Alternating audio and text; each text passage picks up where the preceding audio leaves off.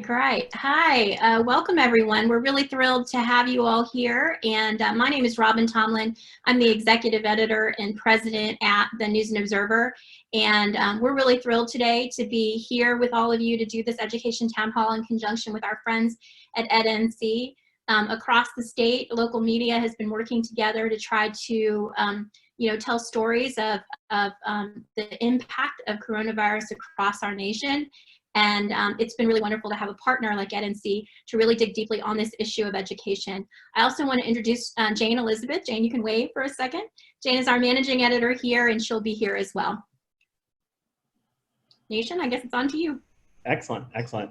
Thanks everyone for being here. We're now north of 170 attendees, which is great. And welcome to this grand experiment where we're now all live, and some of you have seen us live for a few minutes now. I'm going to first introduce our hosts. First, Tabari Wallace, the only man in North Carolina who could shame me into dressing up this afternoon. I thought that COVID-19 was for non-dress up occasions, but apparently Tabari decided to show up and show out. So here we are. He's the 2018 North Carolina Principal of the Year from West Craven. Tabari, wave and say hello, and then I'll intro Mariah. Hello, everybody. Mariah Morris is the 2019 North Carolina Teacher of the Year. She's at West Pine Elementary in Pinehurst. And you've seen her all over the internet helping teachers across the state figure out how to lesson plan and prepare for education in the age of COVID. So thank you, Mariah. Hey everyone, I'm really excited to be here. Thanks for having me. And then just real quick, over the course of the next hour, you're going to hear from Eric Davis, who's the chair of the state board, Kim Gold, who is Senior Vice President, Chief Academic Officer at the North Carolina Community College System, Scott Ralls, who's President here at Wake Tech, and Jeff Sural, who's the Broadband Infrastructure Office Director at the North Carolina Department of Information Technology, and who wins for the most amount of words in a title. So thanks to everyone for being here. I really appreciate it. Tabari, Mariah, you all are actually going to kick off answer a question first, which is, what's your school's experience been like as you transition to remote learning? And I'll let you figure out how you want to, in what order you want to answer that one, and then you'll be posing the questions from here on out. So thank you. Go for it, Tabari. I was about to say I defer to my Teacher of the Year. Okay, I'll start us off. So I actually am not in a school this year. I'm on loan to the state. And so my perspective is very unique as a teacher right now in that I am talking and working with teachers across the state during this transition to remote learning. And what I'm experiencing is the fact that teachers have really stepped into this role and embraced it. From the time school was closed back in March, teachers have leapt first, and then they've kind of collected the pieces after, because they're driven and motivated to reach their students' learning needs, to do the best job they can, and they see an opportunity to innovate and to try new things and to have a really positive leadership perspective in embracing this new journey across our state. Okay. And then I'll follow that up. My comments were going to be kind of aligned with what teacher preparation and what teachers have had to react to. This is all new to us, and it kind of just happened all of a sudden. But we were fortunate enough in our area to have iPads already for every child. So from there, we have the professional development and teachers having to deal with the new systems, the new digital and virtual systems such as Canvas, Google Classroom, when to do synchronous versus asynchronous type of instruction with the babies. Zoom is a big deal now. We've actually bought the secured Zoom form so we can continue to use that for either initial instruction or for question and answer with our students. And one big positive thing, at least on the east side where we're at, is the student participation. It's still exciting, at this point, because this is a new way of learning for the students. So the participation is extremely high in Craven County in regards to virtual learning. And one big deal that I'll probably end with is we actually divided things up. We found out through the first 2 weeks that seat time does not correlate to mastery in regards to learning. Just because you got the babies doing all this kind of work, it doesn't equate to the mastery of the objective. So we learned that the hard way. Now we have divided into must do and may do. Must do is the essential skills that must be mastered to prevent any gap in instruction in regards to the end of the year. That's pretty much, that was the charge from the State Board of Education and DPI. And then we have may do, which is a reinforcement of what has already been learned to make sure that we fortify those skills. So that's quick in a nutshell of what we're doing. But as you know, our teachers have become experts in virtual learning, pretty much because they were thrown in the fire. But we got a great bunch of educators across this state, as Mariah had just said, and definitely can't wait to see the results in June. Before we get started, I would just like to mention to all participants that we are taking questions with the Q&A button at the bottom. You can write in any questions that you have throughout this forum. Okay, so I think we're on to our our second question, and this question goes to Chairman Eric Davis, the Honorable, I would say. We appreciate all that you're doing in your leadership in the state, Chairman Davis. Couldn't do it without you. But we do want to say, since the announcement of Governor Cooper's closure for the rest of the year, rest of the school year, we have a question, but it's kind of in three parts, okay? So the first one is, will school open on time next year? Like, what's the range of school opening, and what criteria will guide to make that decision? Then I ask you the last part of the question after you answer those two, Chair. I don't want to throw too much at you at one time. Good. I appreciate that, Tabari. You know me well enough to know you got to keep it simple for me. So thank you. Well, first, I'd like to thank the News and Observer and EdNC for creating this opportunity. Any opportunity we have in this environment to stay connected in whatever means is so much more important and valuable today than it was, say, on March the 13th.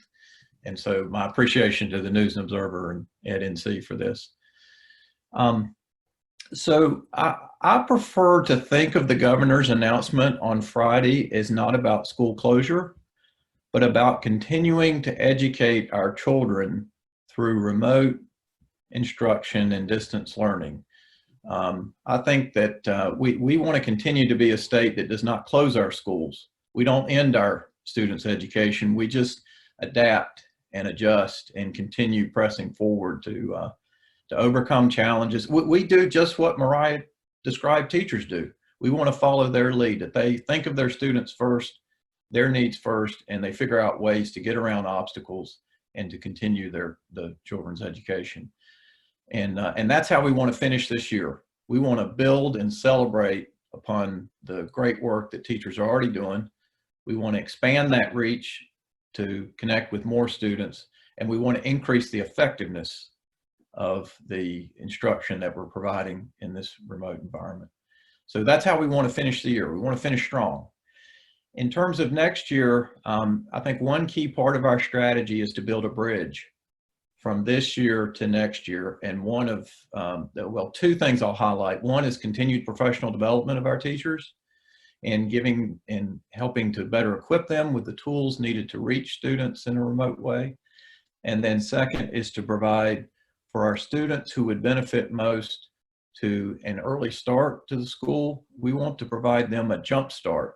We want to give them an opportunity to get a jump start on the new year and start early, particularly in literacy and the early grades. And we'd like to expand that invitation to more students and more grades depending on funding. We feel like, we know that the best place for our children is in front of a caring, nurturing teacher in their classroom. That is the best place for our students to learn.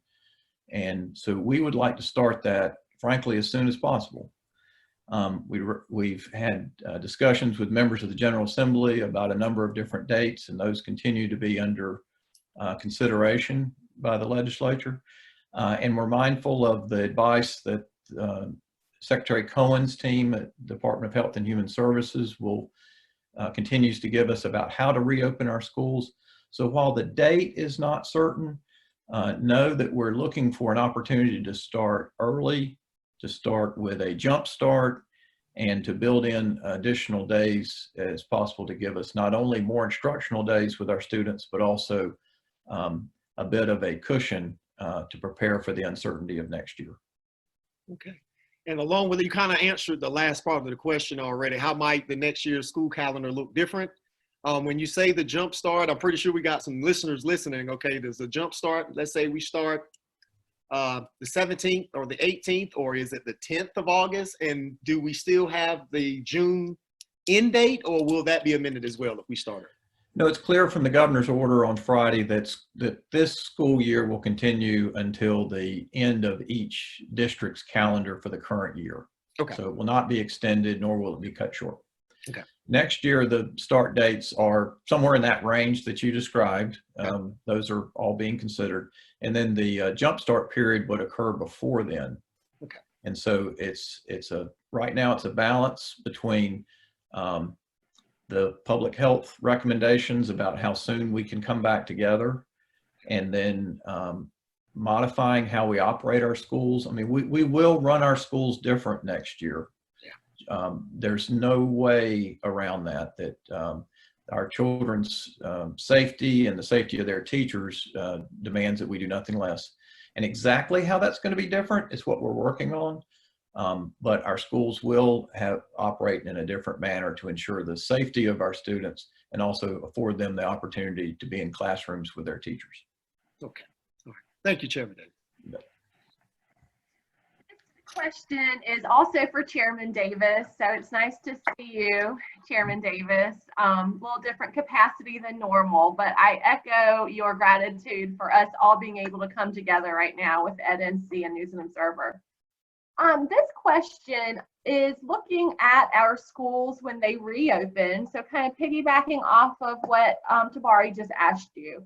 People are concerned about our schools when they reopen, specifically in regards to how the quality of our schools might be impacted by some of the economic realities of our states right now. And people are concerned about how our budget is going to be affected and how that will trickle down to the quality of our schools. So the question is, looking at our state's budget and how that's going to be impacted. I know none of us have the magic answer and a crystal ball to know exactly how it's going to be impacted. But do you foresee any impacts on the number of teachers that we're going to be able to staff, or some of the support staff, or how some of the financial burden might impact the quality of our schools reopening?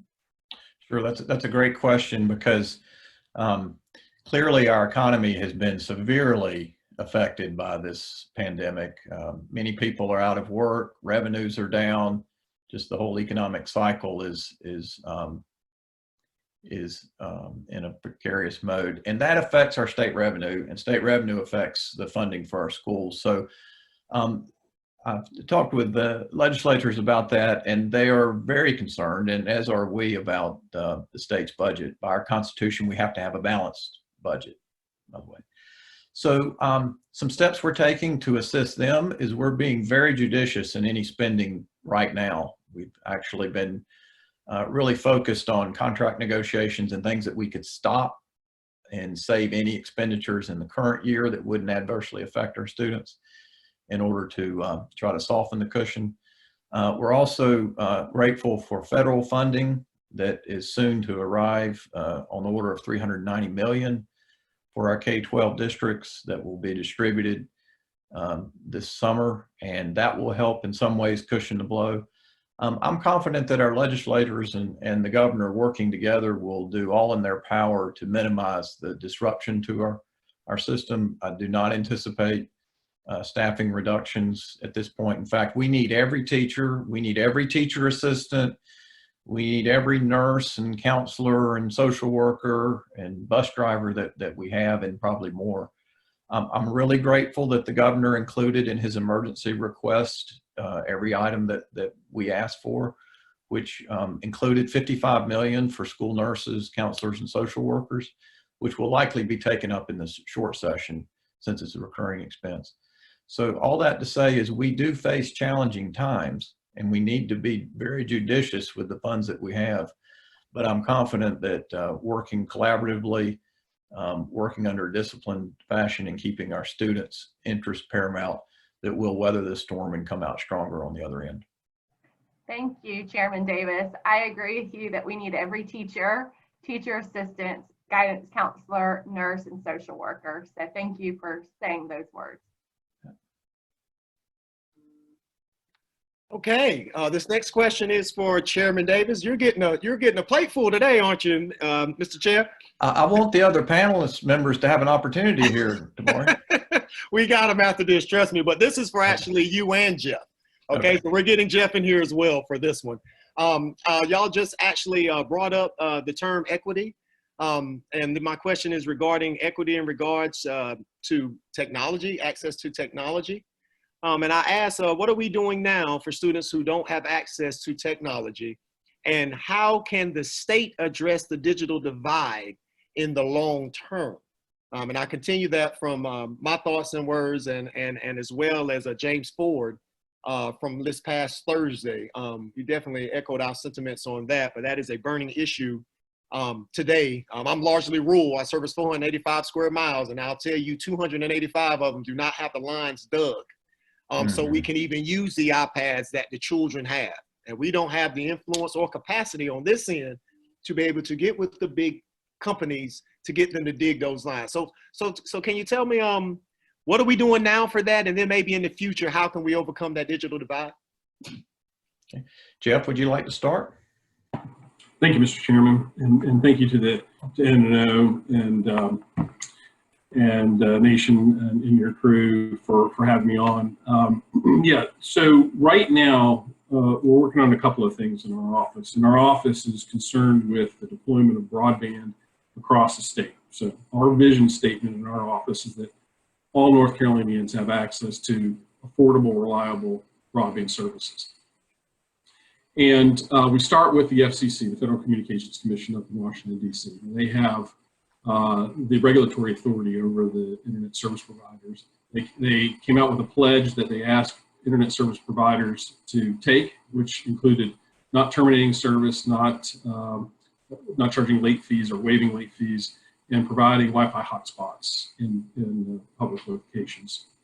Governor Cooper held a phone call with internet service providers in our state, and most of them pledged to go above and beyond the FCC pledge, including offering some free and low-cost services. So our office has created a resource map, and we have that available, and I think EdNC and I believe DPI has put that out, HHS has put that out, but at ncbroadband.gov, we have a map. You can put in your address. It will take you to a location. You can find the closest public Wi-Fi spot or the provider that's offering a low-cost service to you. We've also been working closely with our counterparts at DPI to look at immediate solutions such as bus Wi-Fi. Now, it's not a perfect solution, but when we're looking at the broadband deployment landscape as a whole, and we look at those areas, like some of the areas in northern eastern Craven County that are broadband deficient, we're just simply not going to get wires to those places or even a good, strong wireless signal to those homes in the next few weeks. So given that reality, what we're trying to do is find those solutions that are immediate. So I know a number of school districts around the state and around the country have used bus Wi-Fi, typically for long distance routes, but we found vendors that that will provide a piece of equipment and a service that will emit a Wi-Fi signal within a radius around the bus, so that either you're going to have the buses parked at grocery stores or maybe churches, and families can pull up there. Again, not a perfect solution, but trying to get immediate needs so folks can download the homework or converse with their teachers, send out emails. We've also been working with the LEAs regarding opening up their Wi-Fi to their parking lots. Same with libraries, public libraries are doing the same thing. There are security issues, so our chief risk officer at the state has been working, creating best practices, and working with groups like MCNC to make sure that there's some security protocols in place. We've been working closely with other sister agencies like DHHS Office of Rural Health to connect rural patients to their doctors. And we're going to do some other things. We have and administer in our office a rural broadband grant program. Right now, that grant program is only funded at $15 million and is restricted to Tier 1 counties. I presented to the General Assembly last week, and we asked for $135 million and opening it up to all counties and allow us to target those funds where they're most needed. Craven County is a Tier 3 county. It's mostly a Tier 3 county because you have New Bern, and there's a number of retirees in and around that area, and that's great. And we have good access in some areas. But out county, and this is what we see all across North Carolina, in the out county, we just don't have the population density to drive the business model for a lot of internet service providers. So our grant program lowers the cost for those providers to incentivize them to go out to those locations. We just need to make sure that all counties are included. We're also working with the Attorney General's office pursuant to the Executive Order 124 that Governor Cooper signed to make sure that those telecommunications providers are following certain consumer protection rules. One of the things we also see, in addition to a lack of access, is quality access and making sure that when you sign up and you're paying for a service, that you're getting that level of service and nothing less. Working with DOT to lower costs so that broadband providers can install their equipment, not only on roadways, but with the state property office and DOA on towers, state-owned towers. So a number of different incentives in the immediate and near-term solution, but long-term, what it's going to take, honestly, is money. And we have some federal programs coming up this fall that are going to, that the state will have access to, and the internet service providers, if they take advantage of. We could fill a lot of gaps in the state.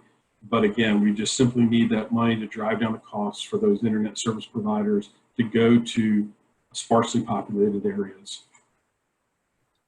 Also, I also might suggest, before we go to the chair, I might suggest that we have a lot of lines that are dug down in our area, mainly in Bridgeton and some over in Comfort, but due to population density concerns and the business model, they never hit the tap. They never turned it on. So that might be a great way to start. The lines that are already dug, let's get them live. Because this is our new normal. This is like Chairman Davis said, it will be some form of this in the fall. And we're pretty much moving to hybrid learning as well. Well, I'll tell you what, this has certainly, listen, this is, this is tragic, and the whole country is experiencing this, and we don't like this, but look, it also gives us an opportunity. One, it's highlighting the inequities in the system. Two, it's highlighting the solutions, and it's motivating folks to embrace those solutions and move on them quickly. So I think we need to make sure that we look at those opportunities from this crisis and we move forward on those. This is an issue that has been a concern of ours.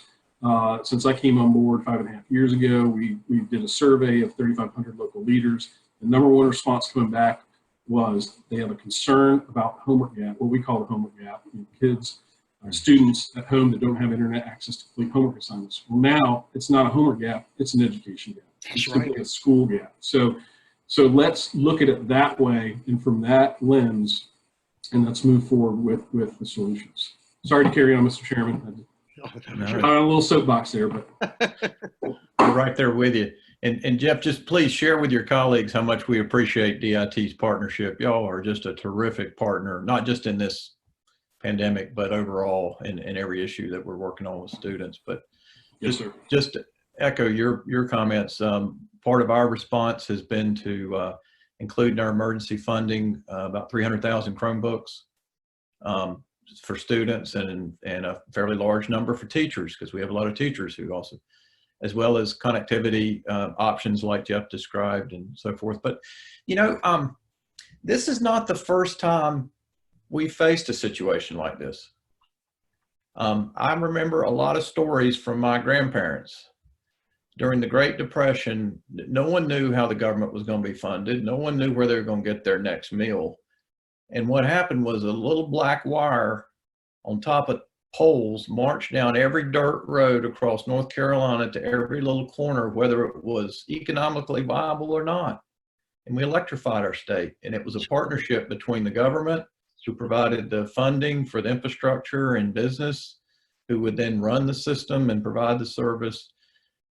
Oh, come on. If they could accomplish it then, we can accomplish it now. I mean, we're of the same spirit, same courage, same determination as those generations before us. And I just think it's our opportunity to lift North Carolina in the same way that those generations before us did. And it's definitely an education issue, but it's an economic issue. It's a social issue. It's a health issue. I mean, you need electricity and you need connection to the internet to have a quality of life. And this is our opportunity to turn this challenge into a real win for North Carolinians. Thank you, Chairman Davis. And Jeff. thank you. All right. On to you, Mariah. Yeah, I think you guys just did a wonderful job answering that question about connectivity and really posing the question, is connectivity a public utility like Chairman Davis was suggesting with electricity, especially as we see it move not only into education, but into the health sector, as Jeff was noting, with telehealth and connecting with doctors and whatnot. And this sets us up for our fifth question. So we are going to turn to the community college landscape. And right now, this question is for Scott Ralls. Scott is the president of Wake Tech, and he is the former president of the North Carolina Community College System. So thank you for joining us, Scott. How are you doing? I'm doing great. Thank you, Mariah. Good to be here. Yeah, so today your question is looking at community colleges. How have you dealt with the digital divide on your own campus? And then the second part of this question is, what are your benchmarks for deciding how to proceed with summer and fall semesters? Well, thank you for that question. Well, first, I've only been at Wake Tech a year now, but I'm very proud of Wake Tech. And I think in some ways the preparations, not intending what we're facing now, at our college began 6-7 years ago with the idea that we were going to move to an online blended opportunity for students and a focus too that do it through strength and paying attention to issues like equity issues and accessibility. So as we face the challenge that we face right now, we were able to, with our degree programs, over the vast majority of our instructors, we think about 90% of our instructors had already received online education, a program we have called EPIC, to be able to teach, and about 75% of our degree students. So Wake Tech has been, in fact, last week we were ranked the #1 community college in the country by one ranking. So we have been fortunate, thanks to our county, where we are. We're in a relatively wired community. Like Tabari, I've been in Craven County, so I know there's challenges down east or out west where I grew up in the mountains. And so we don't face some of those same challenges, but we do face some of those. And so we're trying to be attuned to it. One of the ways we did that is we knew through our own information that 75% of our degree students, when we moved remotely, that they had already received the basic training to be able to operate in an online environment. So we knew that they essentially had prepared themselves to be online. So we assumed that they were probably more accessible than others. And we started a campaign. We called 20,000 students and reached out through text and email and calls. And we've made about 20,000 calls, but we targeted first those degree students who had not received that, what we call ELI training, which is the upfront training, to reach out to them to find out what were their needs. And then we started reaching out to others. We had donations from Coastal Credit Federal Union, Lenovo, and others for laptops, to distribute laptops to get out there. In our community, we found that in some ways, the accessibility of the free 60-day services were working well. DIT did a great job in making sure that information was out there. We tried to get it out there. Now, some of the concern from students is what happens after 60 days. And that's less about, the actual, I think, physical accessibility, but the general cost, and many community college students live on the edge. One of the things in thinking about with community colleges that you have to think about, though, is that unlike any other form of education, we're very different across different types of programs. So we're having to work across things like a welding program, an automotive tech program, a cosmetology program is very different than moving to a history program. So we're having to work through those issues. That's a whole different thing.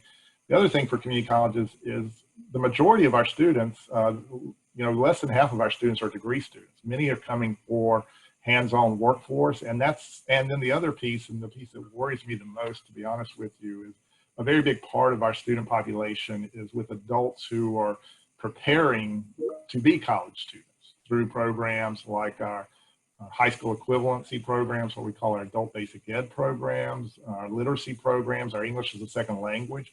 We had about 2,600 students enrolled in those programs when we moved remote. And right now we're not able to reach, or we've kind of lost, if you will, about a little over 1,000 of those students as of last week. And so those are people who, for many of those students, they live more, they're the more vulnerable of all our students. And so one of our challenges is looking across our breadth.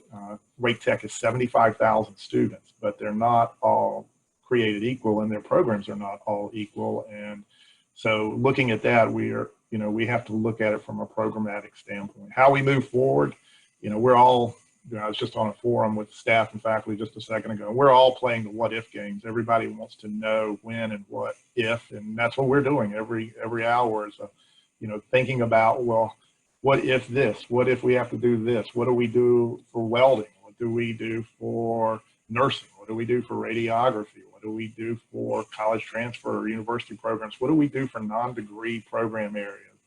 There have been some really good stories in some ways. Wake Tech was a leader in terms of, we received a federal grant called First in the World grant, where we thought about equity issues related to online education. I think that's not solved our problems, but it's influenced our thinking quite a bit. In our non-degree areas, we are the education base for all of the migrant farm workers in North Carolina and parts of Georgia and Tennessee. And a few years ago, we made all of that online, and we gave all of our farm working families who were with us laptops, and now we know their kids are using those to access their education. So there's been some good news stories coming out of this, and I think Wake Tech being a fairly online college, we've had some good opportunities, but the challenges are there every hour, every day, and we're thinking about what if in terms of when we start this program, what do we do about fall? When can we get people back into shops and labs that can finish their programs? You can't weld online. You can't build a house online. You can't repair hair online. So there's a lot of those kind of things that we have to deal and address, and that's what our days are made up of. Thank you. I appreciate that. Tabari, you want to move forward? Yes. This next question is for thee. So I love to put that in front because so important. Ms. Gold, I think you're going to need to unmute yourself. This question is for Kim Gold, Senior Vice President and Chief Academic Officer at North Carolina Community College System. And we have a two-part question for you as well, okay? Okay. All right, I'm gonna ask these single. I'm gonna ask one and then I'm gonna ask the other, okay? Because they're pretty deep questions, okay? What has been the most complex decision point that the system office has had to provide guidance for your stakeholders? The most complex decision, I think certainly as we've thought about instruction and the current crisis that we're facing, is just balancing the safety of our students and our faculty and our staff and delivering instruction while also remaining open and continuing to serve our students and making sure that we are providing high quality instruction to them. I think Dr. Ralls spoke to many of the challenges that we faced. Many of our programs are very hands-on, and so how do you continue to provide that instruction in a high quality way? The other thing that we know as community colleges is that many of the individuals that we're training are going to be needed in the response to this crisis and in the recovery. And so we certainly want to keep everyone safe, but we also know that if we're not providing that training and filling those pipelines, some of those critical jobs, public safety, public health, our nurses, our EMTs, many of those individuals will not be in the pipeline to fill the jobs that are needed. So just balancing those concerns of safety plus being able to provide high quality instruction is a complex decision. And when you talked earlier, or the question earlier for Dr. Ralls about what about summer and fall, we continue to wrestle with this. This is a very fluid situation. It seems to change every day. And so we certainly want to plan for the future. We want to be ready. for the summer and fall to be able to deliver high quality online instruction, but we're also hoping to be able very safely to provide instructions for those skill-based programs like welding, like truck driver training, like cosmetology. Many of those programs, at some point, our students have to have that hands-on experience, and just being able to do that in a safe way. It's a complex decision, but it's important, and it's important to not only what we're doing right now, but to our future. Okay. And to follow up, I think you and Dr. Ralls have already answered the question, but I'm going to ask if you could provide one or two examples of the biggest challenges that you've had for workforce development courses going into this new normal. If you can name one or two, maybe just to give us a quick illustration of the challenges that you've had.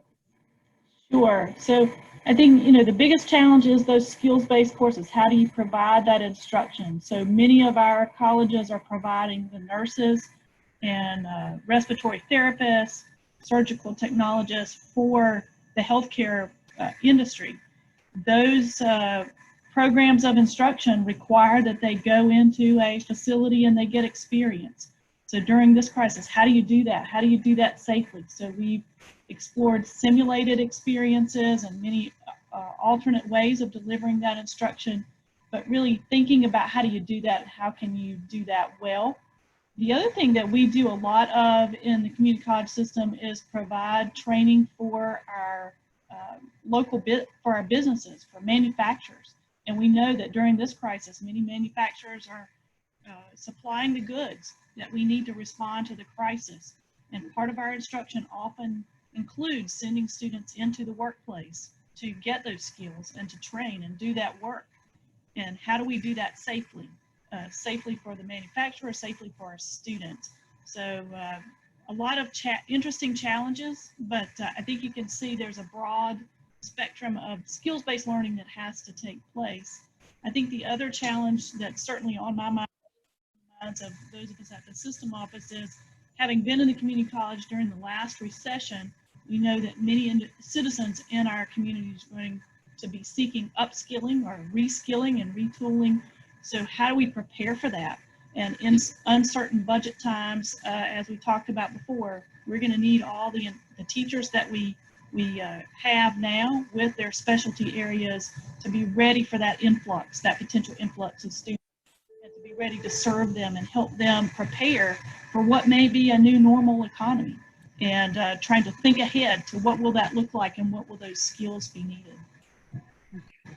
Or if I might, Go ahead. One of the things I've been just so, not shocked, but just proud of is watching how the Wake Tech faculty and team have risen up to meet many of those challenges, because some of those challenges seem so daunting. How do you do something in this context? But watching, faculty members who teach trade programs and immediately jump in and figure out how can they front load as much as they can and do as much as they can in an online format so that when we do get back in our shops and labs, that time is precious and we're able to use it. I watch programs, an example, our baking and pastry program. Wake Tech has, I think, one of the best baking programs in the country, but having a little bit of, that this could be coming. The week before, they went into the pantries and they pulled out all the ingredients and they divided it up student by student so that they can do virtual, while the students are at home, the labs for baking while they're there. So they're able to finish out the whole way. Or our small business team. I mean, every community college has a small business center. So they're not pursuing degrees with us, many of these folks. They're starting small businesses. And in the last year or so, through our small business centers, what we call launch programs in Wake County, started businesses, but then that team immediately jumped into, well, how do we help keep them in business? And so moved into whole different types of seminars. And we even have $150,000 in a kind of reverse venture fund now. It's not like how to start something, it's how to maintain something. So different parts of the community have given funds to us to help those new entrepreneurs who learn to start a business through us, have started it, and now they're trying to maintain it. So it's just been remarkable. We can't knock down every challenge because the challenges are daunting, but I'll tell you, if anybody can knock them down, community college folks can, and they do it, program after program, issue after issue. Okay. Well, thank you, Dr. Gold and Dr. Ralls. Y'all didn't mention, I'm at a rural school, so I'm biased. So y'all didn't mention animal science and the farming areas and this and that. The kids are not there to take care of the animals, but they're still there. So now you got a principal running after little piglets going down the street because they got out. So just stay tuned. We need some guidance on that too, how to take care of animals. So it is what it is. Okay, Nation, I think it's on to you. I'm going to hand it off to my colleague Eric here for maybe an audience question or two, and then we're going to have a wrapping question for all of our panelists. Hi, Eric Frederick with EdNC. We've had a lot of good questions from the audience, and I want everyone to know that we will try in some fashion to answer all of these, if not during this event, afterward. We've had several questions about learning differences and other challenged communities like ESL students, and Judith Brown asks a very good question. Please discuss plans to support our children with IEPs and 504s in the future as we go into this new normal. Well, Eric, I'll try that, a response on that one first. In part of our emergency,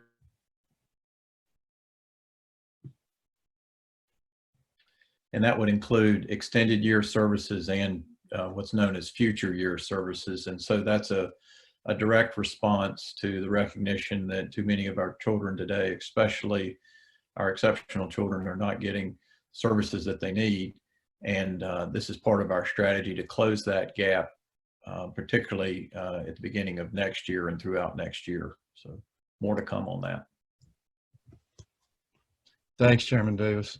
I want to direct one question to Scott Ralls. Scott, what do you think the biggest challenge might be for the next school year for community colleges? You know, there's been a lot of talk about what you're going to do with the enrollment spike when the economy is down, that sort of thing. What's your biggest challenge, do you think?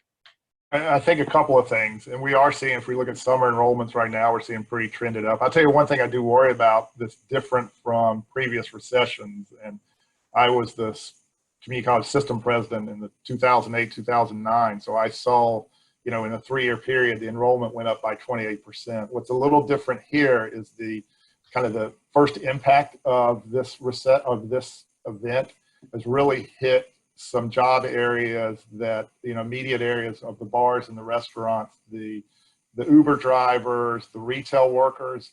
And for community college students, a lot of community college students but the majority of them work. A lot of times they've been referred to as workers who study because they're working. And a lot of times they use work and jobs as the ability to get education to further careers. And a lot of those jobs are the ones that have been wiped out. If you go in your community and you talk to a waiter, you talk to a retail clerk, your Uber driver, a lot of times you're going to find they go to the community college. And I worry about the loss of those types of jobs for people who depend on those jobs to get the education to further into other types of career opportunities. So that's one thing.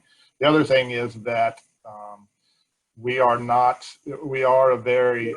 do a lot of things very well online in the community colleges, but then there's some things, as we've talked about, that just have to have shops and labs, and you can't simulate, and we don't have the capability to simulate everything to the same replicability that we need to in certain areas. So we just do get stymied in many of those areas that our economy and our society needs, whether that be healthcare type roles, construction and trades, manufacturing areas. And so I think that's something that weighs on us right now, is a lot of things we can shift online, but a lot of things that North Carolina really needs right now, we reach a sticking point. And how do we get past those sticking points? Kim, would you like to add anything on that? Thank you. I think that's exactly right. There's many programs where we just can't deliver online instruction, but certainly we want to build our capacity to, during those times when we're forced to move in that direction, to make sure that we can continue the learning and that we don't have those gaps, but just recognizing the importance of that skill-based instruction and how do we support that and continue it. And how do we think about, as Dr. Ralls mentioned, supporting our students as they experience job loss and income loss, and how do we connect them to critical services so that they can continue to be a part of the education pipeline. Many of our students often are forced to leave education because they do need that employment. So how do we help support them through this time? Thank you. This one might be good for Mariah and Tabari, but Keena Teague asks a question that's on a lot of kids, parents' minds as well as teachers. What are some suggestions for helping students to catch up when school resumes? And she's concerned about equity in digital tech issues and also family circumstances. What is your advice for kids to catch up? I've had the privilege of working at the high school level as a high school English teacher and at the elementary school level as both a classroom teacher and an ESL teacher. And so I look at this question, K-12. I have one direct recommendation that I tell parents when they ask me this question. And that is, if you do nothing else during this time of remote learning, help your child or your secondary student find the love of reading. Because literacy will impact a child's ability to succeed K-12 across the disciplines. Students are able to read and to read well, navigate life in school through 6-12 much easier, and doors open much more naturally than a struggling reader. Literacy is one of the key foundations that our students need to do. And one of the ways that we help students learn to read well is to find the love and the joy of reading. And what a wonderful time right now, if you're not able to connect, or if your student doesn't love connecting and doing the assignments on Google Classroom and it's a constant struggle at home, even if you are able to connect. Help your child find those moments that they enjoy reading. It could be comic books. It could be the back of a cereal box. It could be nonfiction online. It could be a myriad of different topics. There's no one size fits all that makes your child love reading, but that is a skill that will help your child successfully move forward next school year and beyond.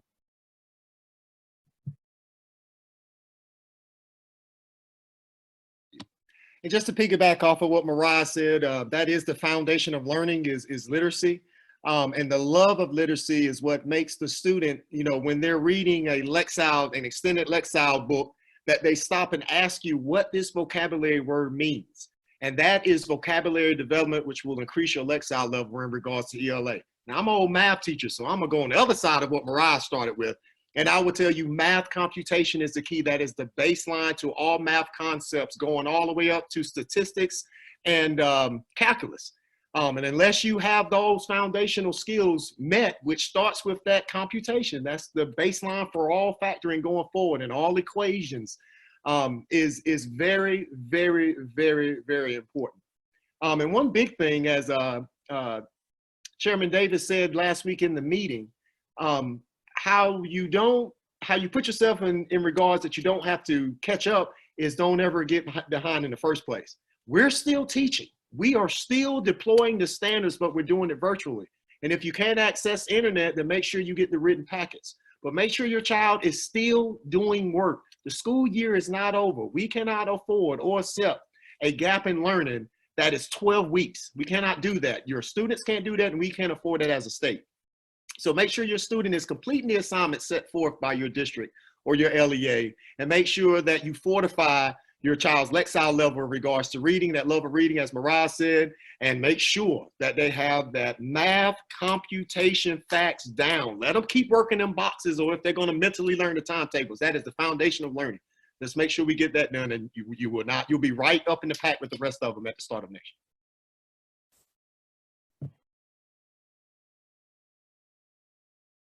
You're muted, Eric. I was muted, sorry. One more quick question. Thanks to both of you for that. And then we want to address a question to all the panelists. But a lot of people in the audience are asking about year-round schools, which are supposed to start in July, and how the state starting schedule, whatever that is, might affect year-round schools. That might be you, Chairman Davis. Sure. So the start of school, whether it's a year-round school or a traditional school, a charter school, no matter what, will be driven by the governor's executive order as we move through the various phases that he and Secretary Cohen outlined last week. That's how those decisions will be made in terms of when schools will start. I imagine we'll have more of a statewide calendar next year as opposed to individual district calendars, but that's still part of the discussions we're having. But the next step is around when the governor makes a decision based on DHHS recommendations for when we can begin to gather again and when we can start to move back into our schools. If I can just take a moment, a similar question is what's going to be different about our schools? would just share with you that we're going to be doing a lot of hand washing. We're going to be really focused on hygiene. We probably will not be gathering in large groups. We may be eating lunch in our classrooms. There won't be a lot of large activities or even maybe not even after school activities. We'll look for ways to minimize large numbers of students having to move together or interact, and that's really challenging in our high schools.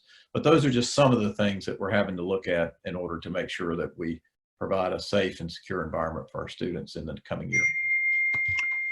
Extracurricular activities are going to be a challenge. Yes, sir. I assume from what you're saying. That's right. Thank you to the audience for all the questions. And as I said, we'll try to answer some more of those after the event. Nation, back to you. All right, this is one last question. This is going to go for everyone. It's going to be rapid fire around the block. And we're going to start actually with Chairman Davis, move to our friend Jeff, then Scott, then Kim, then Tabari, and then Mariah will bring us home. But if y'all want to jump ahead, just that's a draft order at best. So final question, what equity gaps have been laid bare by this pandemic? We've talked a lot about them throughout. If you want to lift up 1, 2, 3 that you sort of see within your scope of work, we'd love to hear that. And then if you have a prescription for how the state might think about addressing them moving forward, we would welcome your ideas. So Chairman Davis, we'll start with you and then proceed. Sure. Well, we've already touched on one, which is the gap in technology, access to the internet, devices, and how to use them. But the one that comes first to mind for me was discussed in our last board meeting, and that's around our grading policy. Our traditional grading policy that we use is it rewards those who work hard. It rewards those who are already skilled in reading or math. It rewards those who are best prepared. It rewards those who overcome obstacles. But it's inherently unequal and has serious equity issues. And that was what we were debating in our last meeting. And my colleague, James Ford, did a great job of describing the issue. So what do we need to do about it? Well, one, we need to recognize that that's an issue.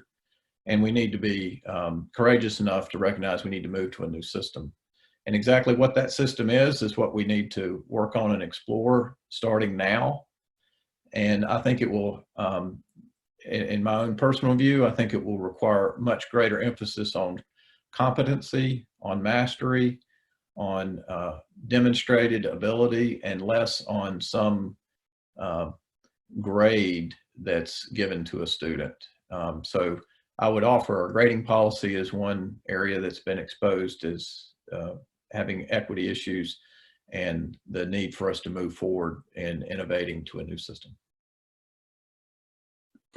So certainly the gap in equity to access educational opportunities is apparent, and we're seeing that and trying to work on that. But there's also, inequities that we see with folks who are trying to work from home, healthcare patients trying to access their healthcare providers. So just across the board, from our perspective, when we're looking at this thing, which is a big issue, not just an education issue, we're seeing a lot of societal inequities bubble up and come to light. How do we address those? I think we address them through some of the programs that have already been suggested.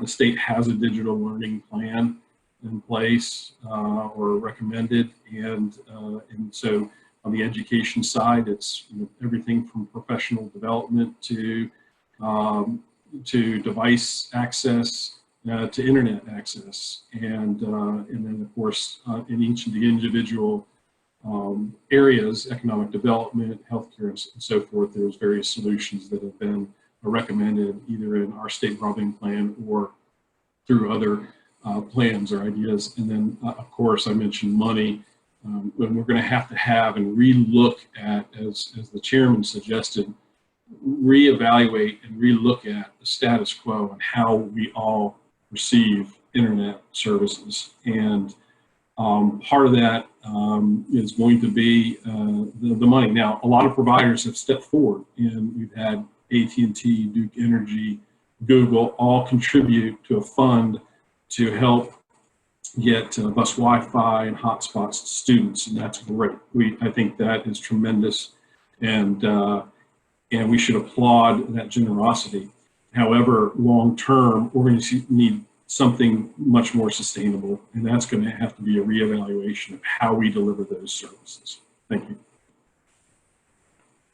Yeah, in community colleges, we serve, as we say, the top 100% of students. So we serve students from all walks of life and society. But I think perhaps the most important thing we do is we're really the opportunity for many people who are from lower income scenarios. And so we know in community colleges that when you're challenged, a lot of our students, a $400 childcare, transportation, housing issue knocks the wind out of them. We see it happen all the time. And so what we've seen in this process is a lot of our students have just had, not just the wind knocked out of them, but just blown away by it. And that's that's our big worry, is who do we lose? Because it's hard to focus, on education when you're worried about housing and children and jobs. And so, one place I've seen it immediately, and probably with our most vulnerable students, are those students who are in our literacy programs, our adult basic ed, our ESL, our high school equivalency, where now we can't reach, 1,000 of those students. What's happened to them? Where are they? And those are students who are as much on that edge. And so that's my big worry, because I think that's a particular role for community colleges, is to reach people and provide access for those regardless, through higher education. But this economic circumstance is going to create great challenges for those people who we are, most capable of serving, more so than other sectors of higher education. Yeah, I just piggyback on what Dr. Ralls said. I think one of the biggest equity gaps that we see, and we've talked a lot about income-based, but we haven't talked a lot about the urban and rural divide. And coming from two small rural colleges, I can tell you that connectivity, the access to connectivity, reliable connectivity, and the devices, and just the skill to use those devices, even if you have them and interact with them, is particularly a challenge in our rural areas. So how do we address those gaps and make sure that those students have the same opportunities and access as our urban students have? I think the other thing that we recognize is that so many of our students not only need strong instructional delivery, but they also need services, support services, tutoring. They need assistance just in the skills that they need to be successful in instruction. And I think one thing we've been building the capacity to do over the last several years, but we'll need to continue this to help eliminate some of those equity gaps, is rather than offering the service and waiting for the student to come to us, we have to be proactive. We have to do things like Wake Tech has done and reach out to all students before we know that they have a problem. So how can we use the data and the technology that we have to monitor our students' behavior? And when we start to see them encounter difficulties, how do we reach out to them and proactively connect them with services to get them back on track? Whether those are academic services or just connections to supports within our community. So I do believe that our most vulnerable populations, our basic skills students, those are the populations that least have the skills to overcome the crisis. And so certainly we need to enhance our ability to serve them and to support them through those kinds of services that can help them continue their education.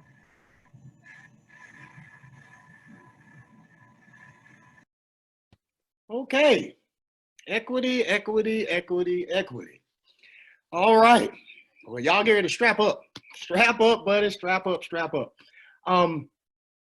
The inequities to access, okay, before I even get to that, it asks what has been laid bare by the pandemic. And I know one big thing, and that's what got my good friend James Ford speaking about the tradition of grading. Is it a true grade when we don't have a controlled environment anymore? We have a controlled environment in a school where all students come to school, they sit in the same class, they hear the same instruction, they take the same exam, they take the same end of course exam, which is usually sent from DPI. It's the same rigor and the same assessment security. We have none of that now. We're now virtual and we're at home. So is it a real grade? In regards to equity, equity is the following, is not having access to the internet, to the resources that you used to have when we had a controlled environment, to technology devices, to the teacher's assistants and their direct instruction. We have inequities in home environment. I mean, a lot of, I just delivered science to all my seniors today, and it's a whole lot of little brothers running around for you to not have that controlled environment where you can focus solely on your work. And then the work obligations, which was mentioned earlier, that our students, especially the community college ranks, that our students do work and then they come and get their education as a supplement.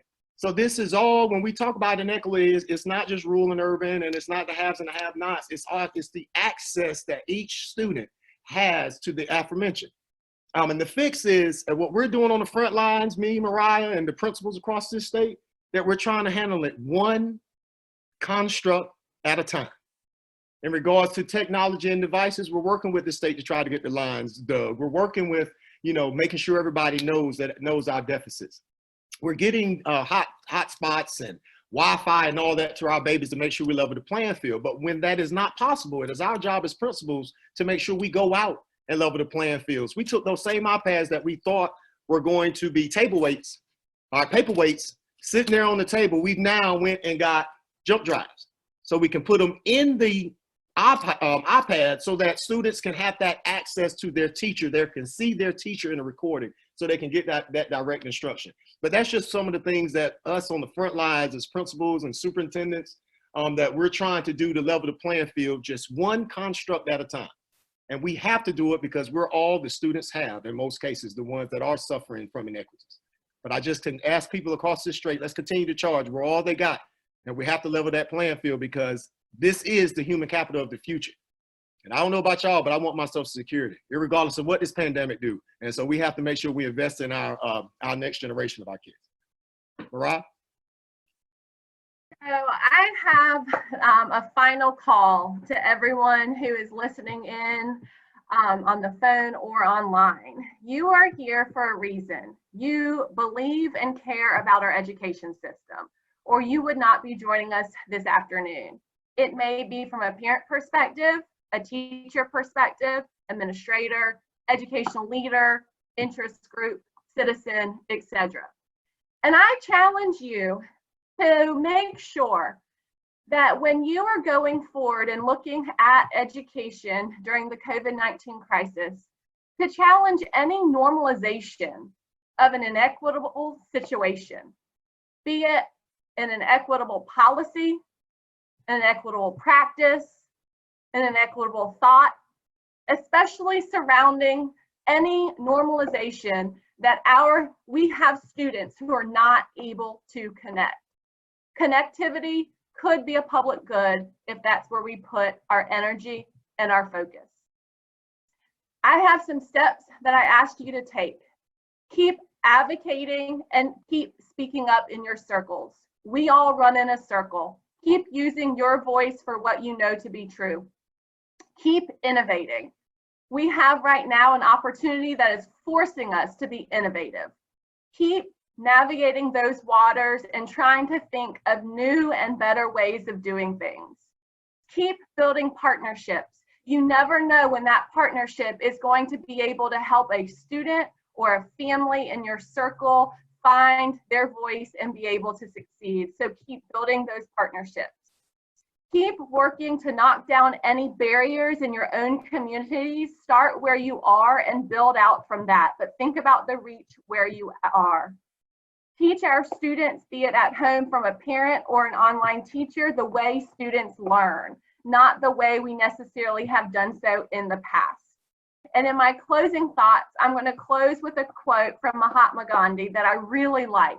And his quote says, "In a gentle way, you can shake the world." During the COVID-19 crisis, it calls us to be gentle with each other. It calls us to be kind and caring and gentle. But in those gentle ways, we can shake the world together to bring about a more equitable and a more just education system. Thank you. And thank you all. We really appreciate each of the folks from across the state who joined us today, both as attendees and as panelists. We really, really wish you well. As Eric said earlier, both the News and Observer and EdNC.org will continue to work to answer your questions in the days and weeks ahead, and we look forward to sharing your stories. If you have any feedback for us, feel free to email me at nhahn@ednc.org. And we look forward to seeing you all soon. And in the meantime, all of our love. Thank you.